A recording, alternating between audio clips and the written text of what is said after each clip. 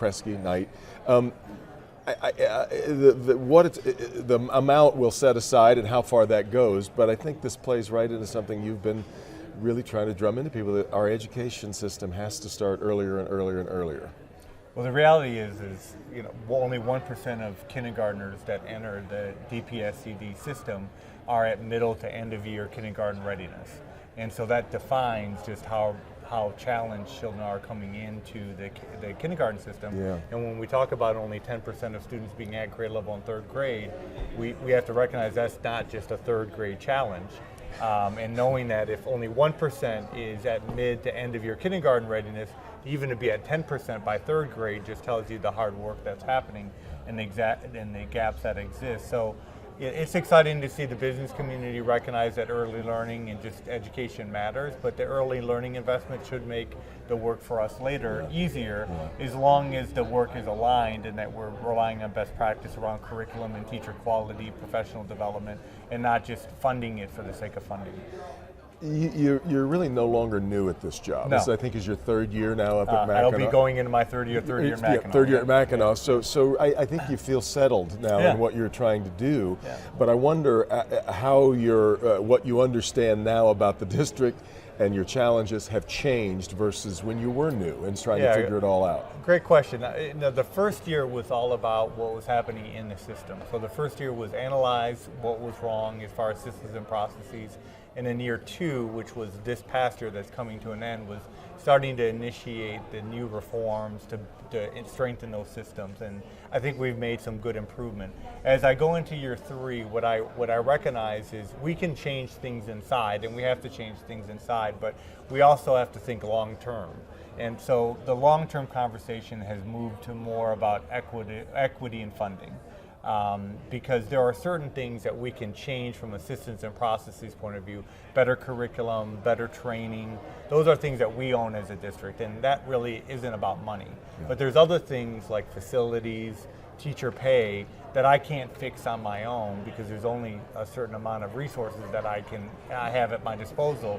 So that's where I think the conversation for me has changed, is now articulating what we've done, but also now to explain these are the gaps that exist and this is the ceiling that we're going to hit in trying to make this the best school district possible for children based on what they deserve. And that's what I think is a different conversation for me in year three as opposed to what it was in year one. Yeah.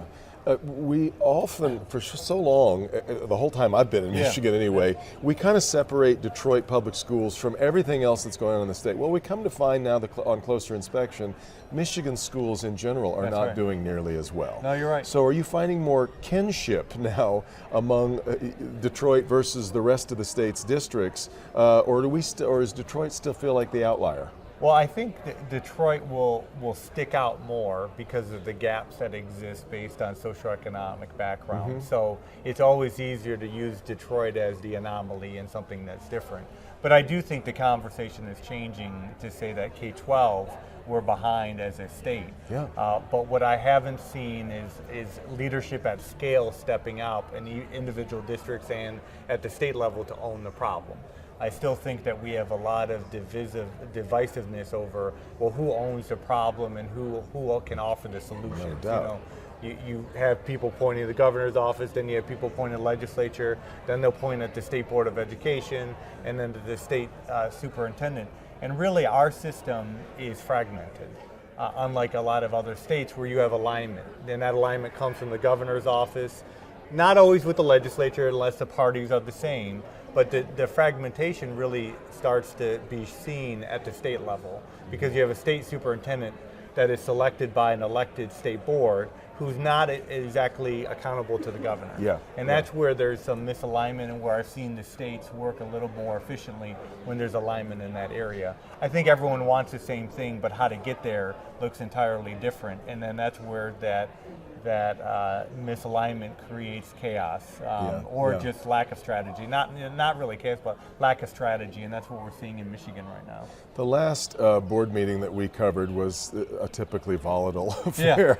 Yeah. And there's so much anger in the system, Yeah. whether it's parents who are Yeah. upset, Yeah. teachers who are Yeah, upset, right, and right. we of course have labor Yeah. matters ahead.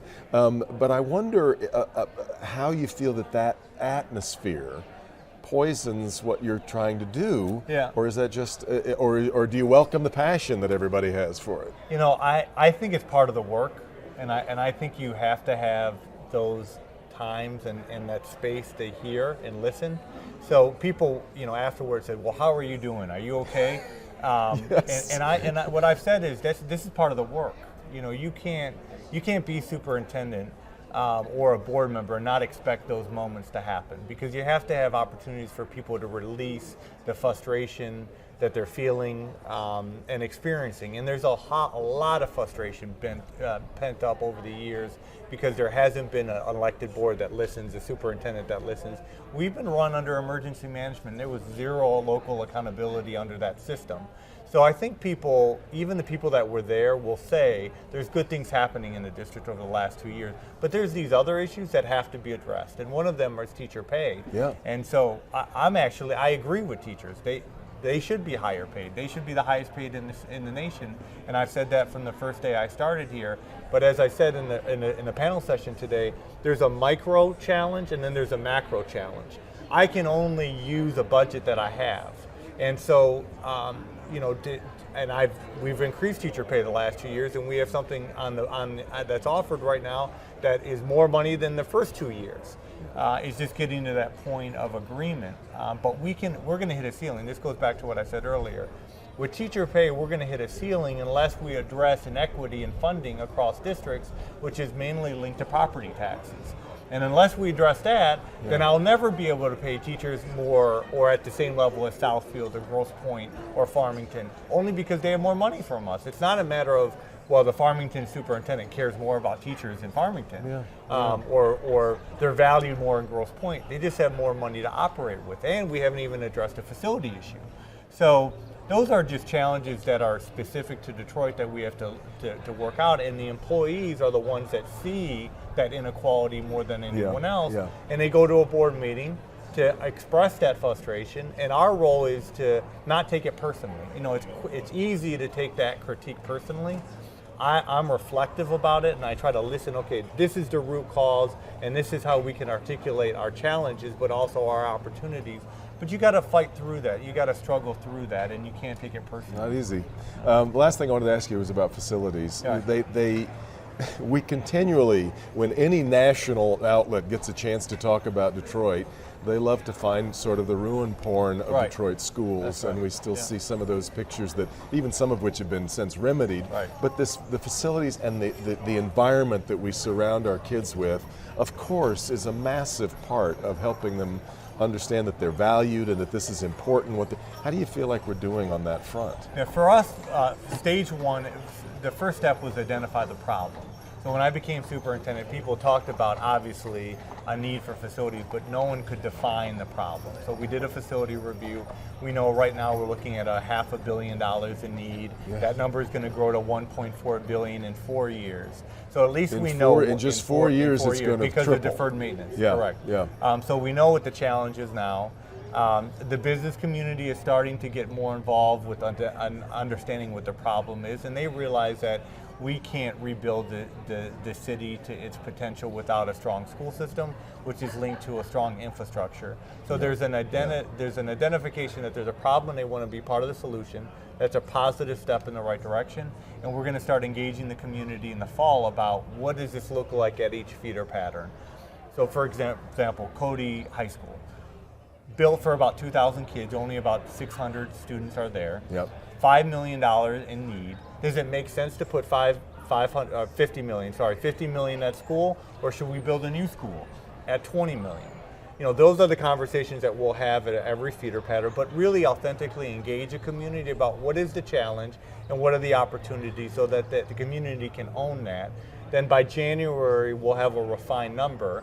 I think with greater support from the business community, we can have a broader conversation about how we fix this problem long term. And that's one of those examples of where we're hitting a ceiling, where internally in our budget, there is no way we can solve this problem at scale. Yeah. Internally in the budget now, we have put money aside to fix a roof, to replace a boiler.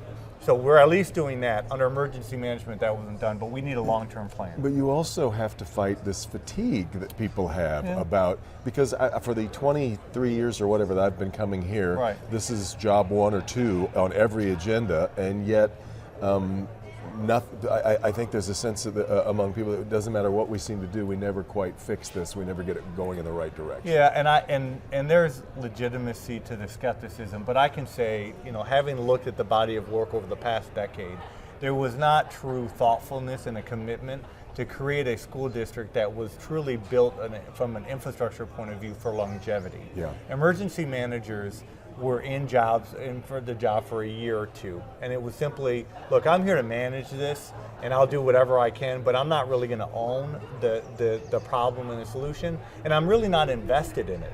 I'm doing this as maybe a political favor for someone, but these were not people that were trained to be leaders. They hadn't been teachers, principals. Now I'm here for the right reasons. I'm here because I'm committed to the city, I'm committed to children, and I'm an educator.